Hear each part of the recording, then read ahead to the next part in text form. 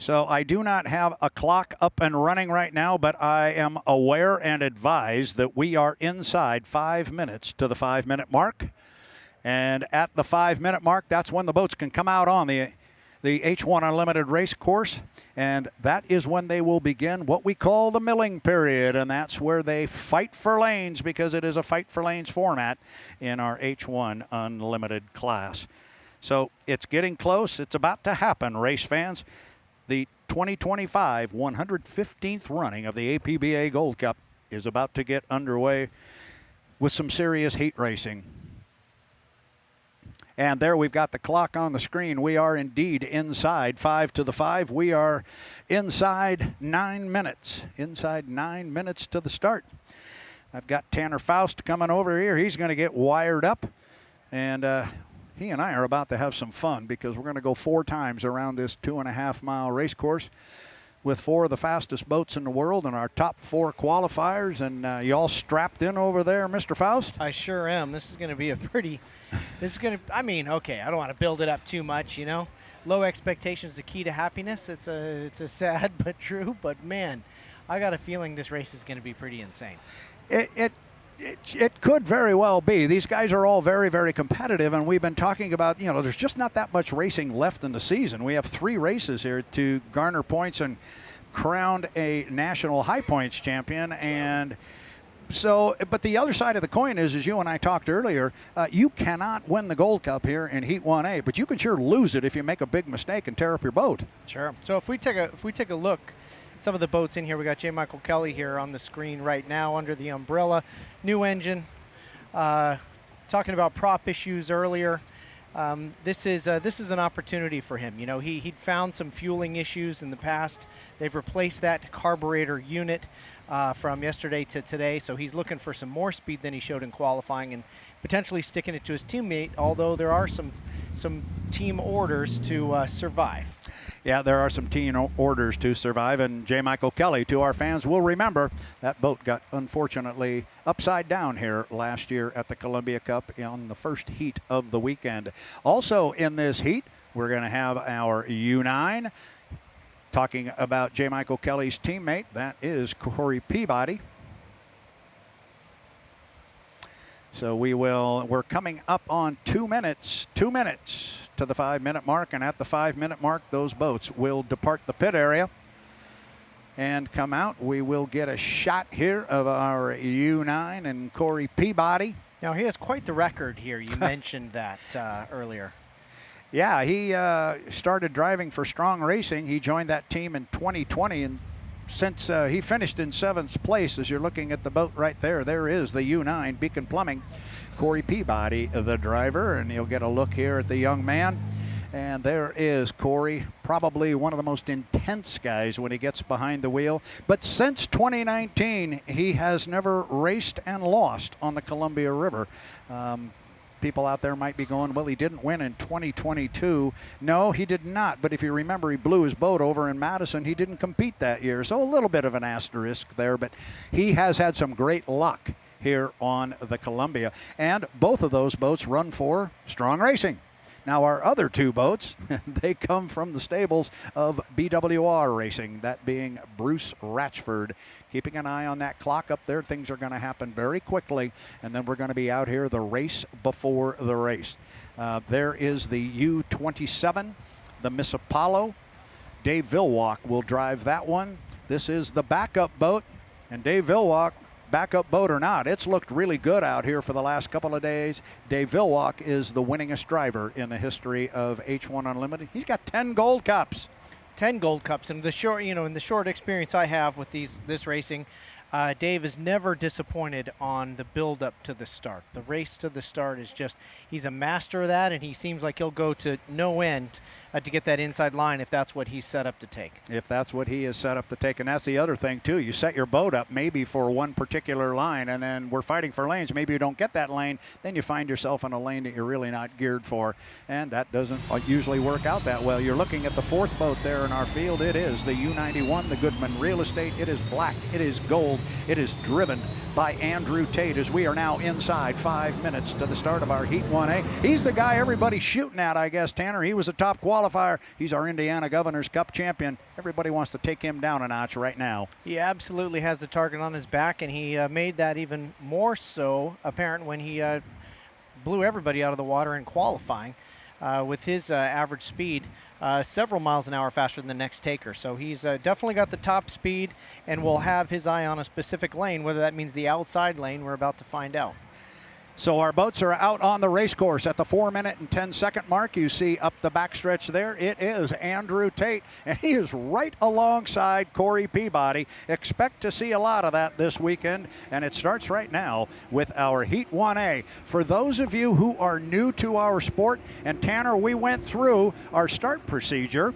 We went through our start procedure before we got real busy here, and it is all about a clock start. 3 minutes and 43 seconds until the start. You want to have your boat on the start-finish line when that clock strikes 0. But between now and then, these boats are jockeying for position on the race course and what lane they will be. Keep an eye on Corey Peabody here and see if he doesn't make a left-hand turn, but Andrew might block him by going left himself, and there goes Corey. Corey takes the left right there. Great job on the camera work, guys. They picked up on that. Corey cut the course to get to the inside of Andrew Tate. Andrew was to the left of Corey. Corey slowed down, made a legal maneuver, and jumped to the inside lane. Now, way up at the top end of the race course is J. Michael Kelly, but we kind of saw some of this morning. Dave Villwalk, there he is on the right-hand side of the screen. He is just barely moving up the backstretch. So his strategy here is to go very, very slow. Now, the next piece of our start procedure here is the boats have to stay behind the start-finish line at 1 minute and 15 seconds. We call that the score-up buoy. You must be behind the start-finish line where our boats are approaching right now at 1 minute and 15 seconds. So look for our boats to cut the course again and get over to the backside. This is very reminiscent of what we had in Guntersville. Very reminiscent of Guntersville when the boats were all jockeying to get their lanes. And when they came off the lower corner, they were going to find Dave Villwalk sitting in lane number 1. He is sitting there again. So Dave Villwalk is sitting in lane number 1 up at the top end of the race course. Keep an eye on the clock. We are at 1:55. We're at 1:55. Remember, they have to stay behind the start-finish line at the 1 minute 15 second mark. So everybody's good. Here comes Dave now. Dave is going to accelerate. He's in great shape because we are at 1:40 before the start. Tanner Faust, I know you can hear me up there at the top end of the race course. Dave Villwalk did a very similar maneuver to what we saw in Guntersville. He was just crawling up the backstretch. Yeah, he's done that move before. It actually worked for him. I mean, it didn't pay off in the long run, but it worked for him to get the inside lane. We'll see if that works out today. Okay, so now they're coming down 120. They got to be behind the start-finish line at 115. They're going to be legal. This is a legal score-up. This is not the start. And look at J. Michael Kelly. He is way behind the field.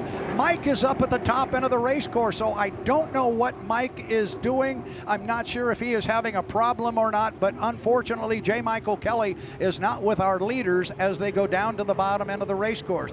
That was not the start, but it is Dave Villwalk in lane number 1. It's Corey Peabody in lane number 2, and it is Andrew Tate in lane number 3. J. Michael Kelly must go all the way down to the bottom end of the race course. Now, up the backstretch, our boats can still change lanes if they have a 5 boat length overlap, but that's not going to happen because you can see how close they are. When they get to the entrance pin of turn 2 at the top end, whatever lane they are in at that time, that's the lane they must start in. And our spotters here to my right are telling the other boats that here comes Andrew Tate. He's coming with a lot of speed on the outside. Tate's going to be on the outside, but he's going to have a lot of boat speed. Going to be Villwalk in 1, Peabody in 2. Andrew Tate's going to be on the outside. It's time to start the 115th running of the APBA Gold Cup. We are 3, 2, 1. mark. Andrew Tate's going to break the clock from lane number 3. Then Peabody was across in second place. He is in the middle lane. Vilwalk is back a couple of boat lengths, and he is on the inside. It is a clean start.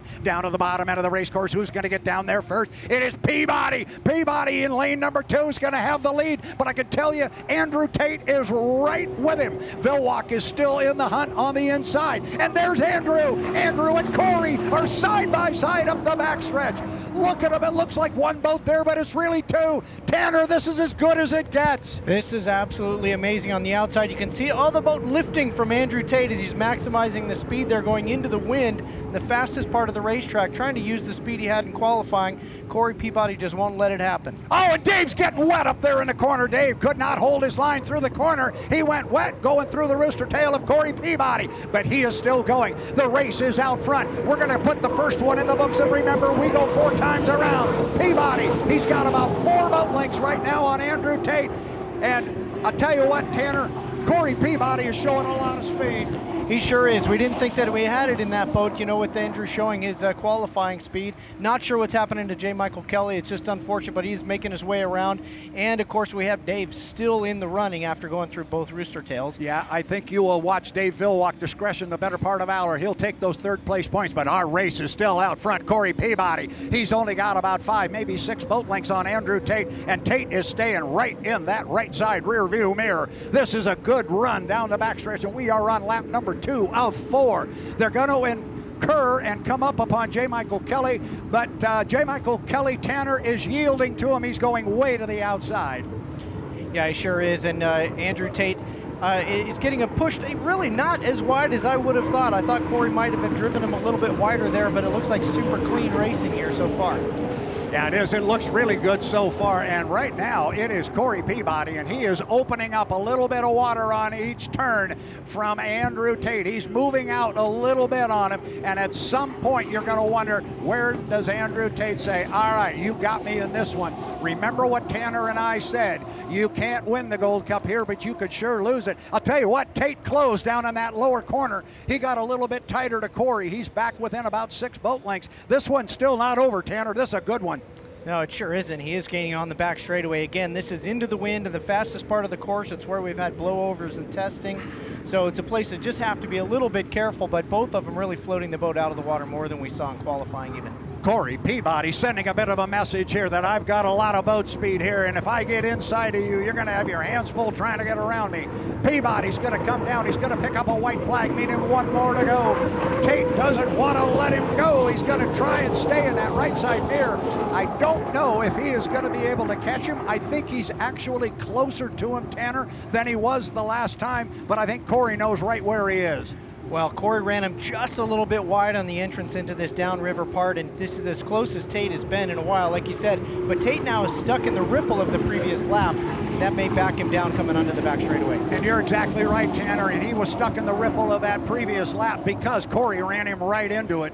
Corey's telling him right where he wants him to drive, and the spotters are telling Corey where to shove Andrew. That's just good driving. But I'll tell you what, here comes Andrew. Andrew is closing at the top end of the race course. He's pulled up to about 4 boat lengths behind Corey Peabody, and this is the final lap. This is for the checkered flag.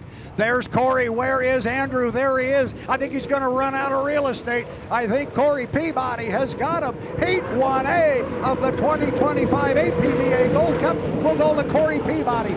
Second place will go to Andrew Tate in the Goodman Real Estate. Wow. Our third place boat is entering the corner at the top end of the race course. You see it on the screen up there. That is Dave Vilwalk. Dave Vilwalk in the U-27, the Miss Apollo. He was with the boys. He was in the middle of that heat from an inside lane until he couldn't hold his lane at the top end of the race course, slid out, got into Corey Peabody's rooster tail. The good news there was it put the fire out for a moment, but it did not put the boat out. He was able to keep going, and he just came home with a third place finish. J. Michael Kelly will come down right now, and just going to check on the flag here. There is a white flag still for Mike, so he's got one more lap to go. Don't know what happened to Mike there, Tanner.